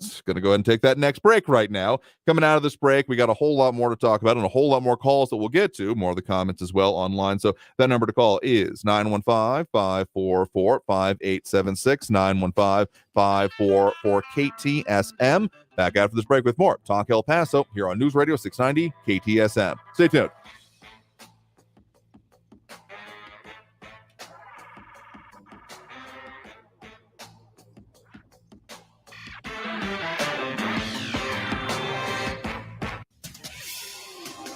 El Paso's News Radio 690 KTSM. Hello, everyone. This is Robert Olguin with your KFOX 14 news update. A man has been arrested and accused of burglarizing the Most Holy Trinity Catholic Church in Northeast El Paso. Officers arrested 27-year-old Isaac Jordan Soto Olivares. Police responded to the church last Monday. When officers arrived, they saw several items strewn throughout the church, including crosses that were turned upside down. Officials said that Soto Olivares was seen on video, causing an estimated $4,000 in damages. He is being held on a $15,000 bond. El Paso police are investigating after a body was found in West El Paso. The body was found at the intersection of Paisano and Executive. It happened at about 10 o'clock this morning. It's not known how the person died, although that area is a place where undocumented immigrants have been detained, and the El Paso Border Patrol has reported more than 60 migrant deaths so far this year related to the heat. This has been your KFOX 14 news update. I'm Robert Olguin. News Radio 690. Traffic all day. Good afternoon. We still have a bit of slow traffic on the 10 heading westbound between Rustler and Red. Look out for a crash with some lane restrictions on the 375 northbound at Socorro. We have an accident also active on Joe Battle northbound at Edgemere, and on Vista del Sol east of Lee Trevino. There's a crash to watch for at Bob Murphy Drive. I'm Andy Ramirez with El Paso traffic. From the CBS 411 Weather Center, this is meteorologist Evan O'Regan. We have one more day of our weather warning and heat advisory for today. We have a high of 106 today in El Paso and 104 up in Las Cruces. Then we start to taper off those temperatures for the weekend and early next week. And we also kick in some rain chances as well starting this weekend and going into next week as well. From the CBS 411 Weather Center, this is meteorologist Evan O'Regan. This report is sponsored by Wendy's Late Night, open until midnight or later. Wendy's is open until midnight or later, which means all your favorite menu items are up later too. The Baconator still tastes just as juicy and bacony at night. So listen to that craving and turn in for the night at a Wendy's drive-thru. Hours may vary at participating U.S. Wendy's. The El Paso Community Foundation supports the causes you feel passionate about here in the Borderland, whether it's education, social services, arts and culture, the environment, health, or economic development. The El Paso Community Foundation has been promoting philanthropy and progress in our hometown region for more than 45 years. Make your mark with us. Start a fund today for good, for El Paso, forever. Learn more at epcf.org. That's epcf.org. Signs everywhere, signs for your business and signs for your ride. Sign Bros is the place where we make a sign. Sign Bros is your source for vehicle wraps, window graphics, LED outdoor signs, and much more. 20 years in business locally. Call 855-8000, visit 1387 George Dieter, Suite C104, or go to signbrosep.com, where you don't pay for a sign pays for itself. Sign Bros. Boost your imagination with Audible. Listen to the biggest selection of audio entertainment, from celeb memoirs to motivation and more. Audiobooks, podcasts, and originals. There's more to imagine when we listen. Sign up for a free trial at audible.com. This report is sponsored by Audible. 3, 2, 1. Oh no. Which button am I? When every second counts, you can't wing it. Guys, a little help up here? In a home fire, you may have less than 2 minutes to get out. So make a family home fire escape plan. Then practice home fire drills at least twice a year so everyone knows what to do when they hear. Prepare your family at ready.gov/fire drill. Brought to you by FEMA, the Ad Council, and Make Safe Happen. News on the hour and a half. Traffic and weather all day. Keeping you informed and up to date. El Paso's News Radio 690 KTSM. News Radio 690 KTSM. Mazer Security Alarms, your local solution in business for decades now for your home or business or anywhere in between security needs. No job too big or too small. You want to find them and even see the stuff that we've got set up around our offices now that I'm very excited to see continue on and get the whole revamp and be a whole lot more secure in our building. So you want to give them a call and get your estimate. Again, they got low pricing, but no job too big or too small. 915-590-0033. That's 915-590-0033. Live from the KTSM AM 690 studios, it's Talk El Paso with Andrew J. Polk. To be a part of the show, call 915-544-KTSM or follow on Facebook at facebook.com/Talk El Paso. Now here's your host, Andrew J. Polk. Thank you all so very much for joining us here for Talk El Paso, airing live on News Radio 690 KTSM. I'm your host, Andrew J. Polk.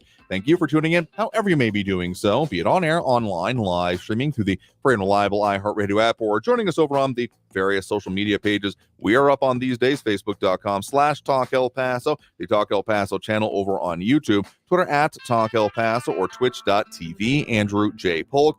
A lot of ways to comment, chime in, be a part of the show, including those phone lines. Lines available now, 915-544-5876, 544-KTSM. Among other things, Joe's dropping those likes and reacts. We do appreciate, including Bernadette Bandicole, Ida Beza Gardner, Marky Mandingo, James Holmes, Robbie Flores, Monica Cervantes, RJ, James Radcliffe, and Matt Olson, including other comments, including, looks like RJ jumping over to the YouTube, saying in Spaceballs, the movie, they turned on a big vacuum cleaner. Maybe that will cool the planet.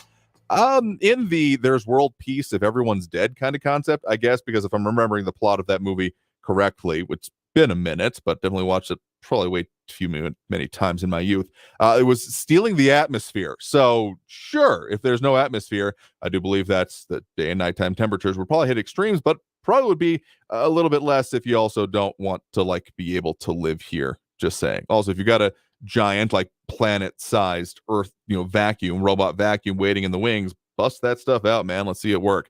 In any case, a lot of other conversation and commentary going on, but if you're wanting to chime in, squeezing in the calls we can before the end of the show, 915-544-5876, 544-KTSM. We do have Frankie and Messia on the line with us here right now. Frankie, thanks for joining us. In the words of the great John Beccaro, you cannot be serious. What is this mush? I know you like to talk about local issues. Sure. And local, you can't get more local than KTSM Marco, a.k.a. Munchkin Marco. And he's running for mayor of Funky Town. Is that right? That is his claim so far. I think he's very preliminary about it, but he has said that on this show, yes. Now, wait a minute here. I haven't seen anything from him anywhere. Facebook, Macebook, no book. I don't care. What's his qualifications? What does he even look like? And what is he, a Hispanic version of a squat-looking Danny DeVito? What does he look like? Where does he come up that he wants to jump out there and become mayor without any kind of, what do you call it? Like somebody that does a mathematics that can't add 2 + 2, and then become a professor of mathematics, and he wants to become mayor? What is this nonsense? I mean, I will agree that there's a certain level of things you want an elected official to be able to do, but there's also the argument that it is we the people, meaning that anyone, as long as there's not, basically there's qualifications for president along the lines of age and being born, naturalized, U.S. citizen, all those kind of things. But I will say that, I don't think he has those things up yet. I did ask that question of him yesterday. So if you want to see those things, I'm sure he'll put that forth before too long, along with anyone else that is planning to run for mayor. We're pretty early in the cycle, I do gotta say. As much as, we're already well into the presidential election season for 2024, it being, barely halfway through a little bit more than halfway through 2023 at this point. The mayoral race, I feel like, doesn't usually stretch on that long. This would be one of the earlier such announcements. And of course, there's plenty of time for things to shift and change on that. So don't believe he has any infrastructure up on that yet, but I'll let him speak for himself on that aspect of it. But I say I haven't met him in person yet. I need to go and visit him over at those locations he's mentioned and talk with him further about these things. So I could not comment on his particular appearance. Well, let me tell you something. Let me be a bit mean and off the wall about this. But I think he's running for mayor and saying what he's running for mayor so he can call into you and talk longer than anybody else on the radio. That's his ultimate goal right there. Now, let me say something.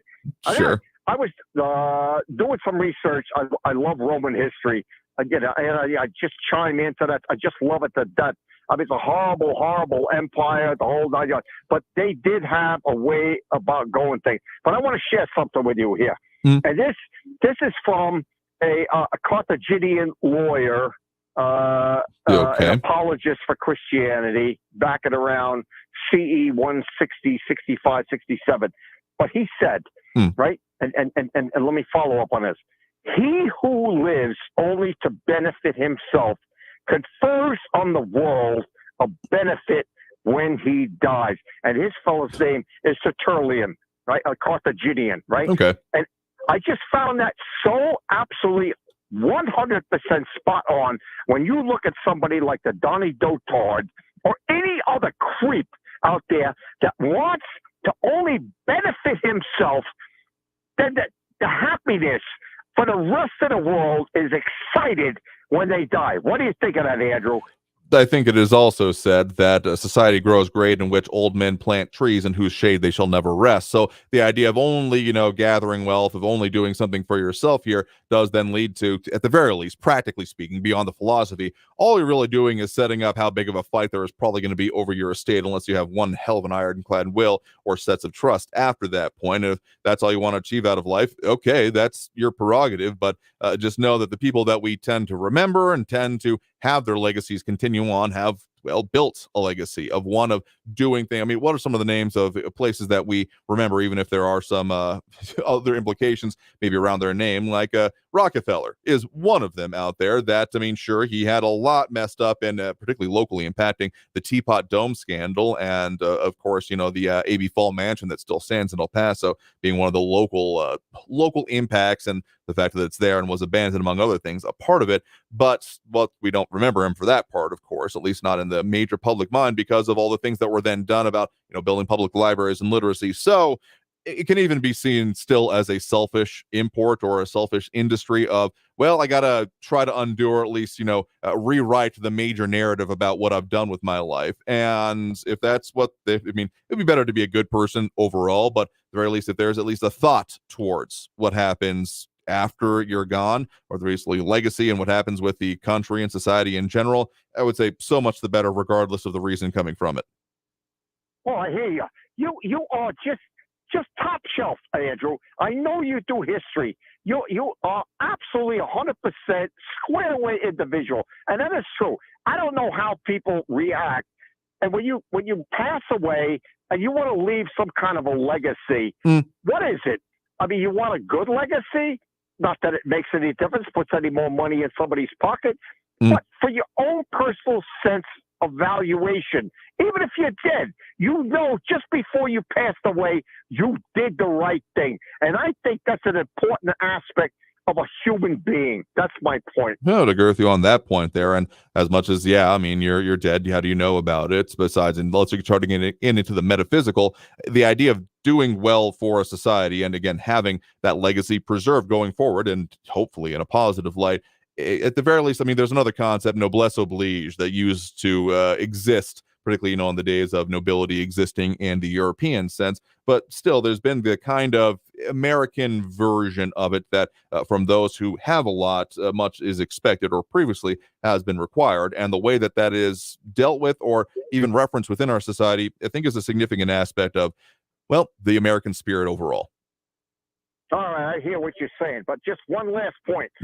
Hey, Marco, put your pic, your face on Facebook, and if you don't look like Fernando Lamas or some beautiful Gilbert Roland, Hispanic-looking guy, you ain't going nowhere, baby. That's all I want to say. Have a good one, Andrew. Sure. Thanks for the point in the call. Do appreciate it. All right. All right. And with that, I think we got time for at least another call or two on the line here. We do have, I believe, Eric on the east side here with us right now. Eric, thanks for joining us. Hello there. Yeah, conservatives believe greed is good. They don't plant seeds for future generations. They believe if anyone in the future is poor or suffering, they deserve it, no matter what. They don't believe in investing in healthcare for future generations. They don't believe in investing in education. They only care about paying as little taxes as possible. Like, they vocally and blindly oppose planting seeds. They'll assume and make whatever excuses necessary to avoid planting seeds. And I find it hilarious. You say you produce that quote, and while you lobby against investing in healthcare and education for future generations. Okay, since you've made a specific claim about me, usually let people say something, but you're saying I have lobbied against healthcare. How exactly have I done that? Very, very curious to know about this. Yeah, you've characterized that $8 increase in taxes on the average household to increase the cancer treatment capabilities of UMC all throughout when that petition was going out. But, so you lobbied against talked that effort, about it. the healthcare.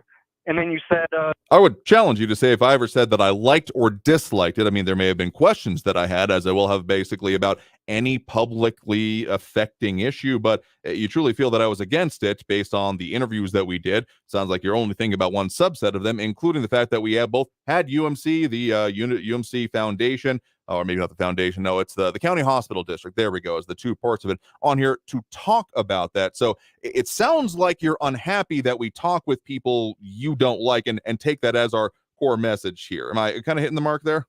Yeah, keep telling yourself that, Polk. But yesterday I very clearly misspoke when I said womansplaining. You knew I meant mansplaining, and you asking that question initially after I had just explained what mansplaining was is proof that you don't know what mansplaining is, and that your conservative echo chamber has made you into a... Are we really doing this again? Are we really having you try to... You literally just said it yourself, explaining mansplaining. Like, I need you to have an ounce of self-awareness, my dude. Is that really what you're coming back here to argue? I literally explained to you once again, mansplaining is something society has conditioned most men to naturally do to women. Are you a woman, Polk? No, you're not. And it is when men belittle, demean, and speak down to women by assuming they don't know something, usually something basic or something common knowledge. This is more commonly exhibited in sexist conservatives like yourself, because your information sources, like those on this station, and your conservative upbringing.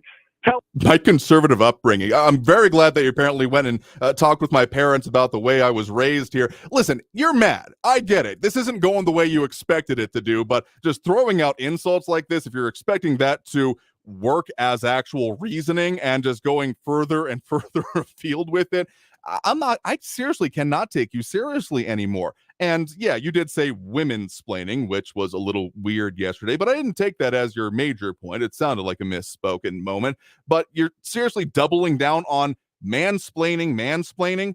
It sounds like you're definitely getting your answers from the well, actually, in all of this here. So, I mean, this, I've called you a troll because you use very troll-like methods, and you're not helping your case here at all. I gotta say, particularly when you're wanting to focus on the outrage and part of it, when you're trying to say that, oh, I'm going to say as many bad things about you as possible so that we're not actually working on the substance of the issue. You're just responding to the outrage created here. Here's the thing, and tell you what, I'll get to more on this tomorrow about how there's actually some evidence we've categorized on this whole point, but we'll leave that for tomorrow. So if you're really going to come back, we'll give you the opportunity to, as we do, of course, everyone on Fridays, free-for-all Fridays, we're gearing up for. But are you, if you're really going to triple down on mansplaining, listen, misogyny is bad. Anyone judging anyone else on any of the immutable characteristics is a bad thing.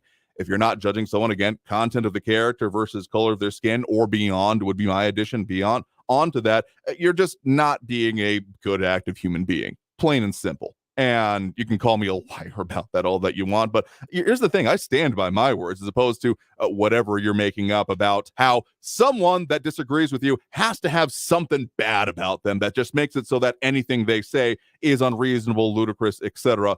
You call yourself a philosopher. Let's actually try to go with those things and hold yourself to your own standard, among other things. Oh boy. Yeah, good laugh at the end of the day, I do suppose here. With that, we got to take that last break right now. Coming out of this break, we'll tell you more about what we got coming up for you here and some potential schedule adjustments we have to make coming up. So stay tuned. More Talk El Paso after this break here on News Radio 690 KTSM. Stay tuned.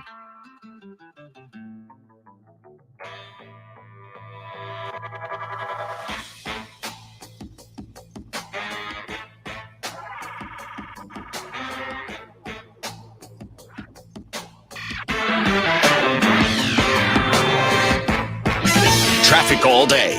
News Radio 690.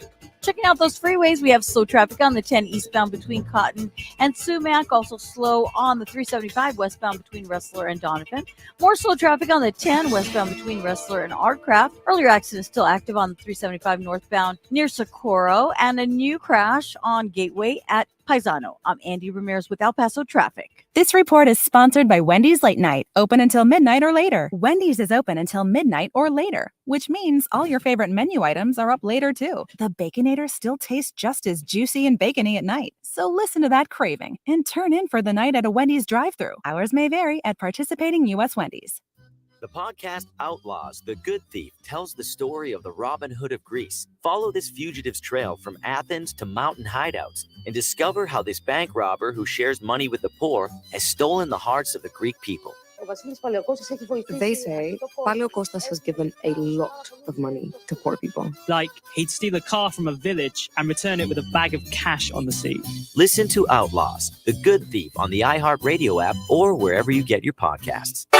Hi, I'm Burt Ward, Robin from TV's Batman, inviting you to feed your dog natural, non-GMO, Gentle Giants dog and puppy food. Dogs eating Gentle Giants and following our special feeding and care program are living as long as 27 healthy, active years with a wonderful quality of life. Holy wow, 27 years! Think of all the extra years you could enjoy with your dog at Target, H-E-B, and stores near you. Try Gentle Giants cat and kitten food, too. Your home is the place where you know your loved ones are secure. But the things that keep your home protected can't keep pests at bay. That's where RAID comes in. For 60 years, RAID scientists have worked to protect people around the world. With trusted research, ingredients, testing standards, and product efficacy, RAID seeks to create a better future for all, especially the ones you love most. RAID, protection for all. If you're hiring, it can feel like trying to find a needle in a haystack. You can hope the right person comes along, or you can just use ZipRecruiter. Like Marco, president of operations at Telly Tires and Auto Centers. ZipRecruiter helps me find all the right people, even the most difficult jobs to fill. See why 4 out of 5 employers who post a job on ZipRecruiter get a quality candidate within the first day. Now try ZipRecruiter free at ZipRecruiter.com/free. ZipRecruiter.com/FREE. Did you know that only 2 in 10 El Paso County students graduate with a bachelor's degree? By supporting Border Youth Athletic Association's mission of educational attainment, you will create a long-lasting impact in our students' lives. Your monthly donation enables 4th through 12th grade students access to after-school programs, providing a safe and healthy environment. BYAA engages and empowers El Paso's future through mentorship and leadership development. We believe every player who gets an education wins. Do you? Go to borderyouth.org and show your support for our youth today. News Radio 690 KTSM El Paso.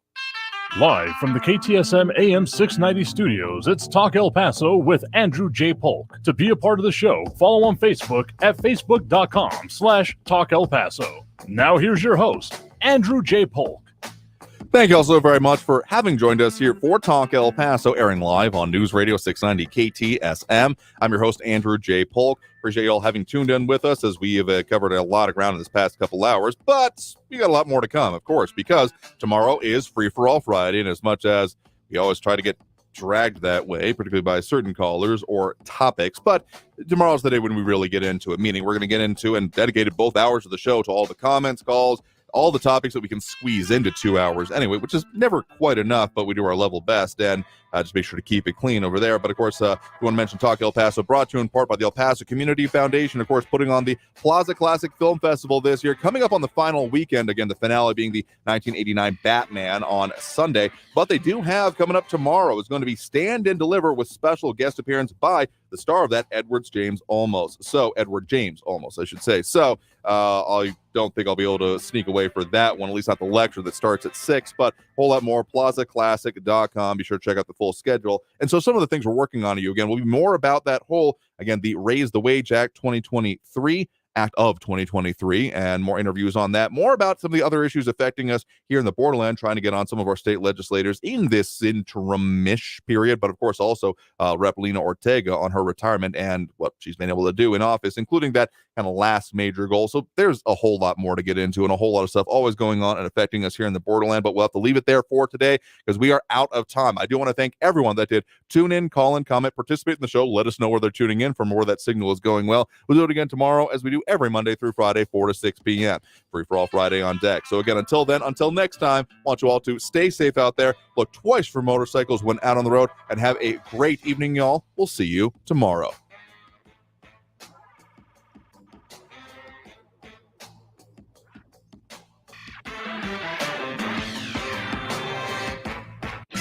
Traffic all day.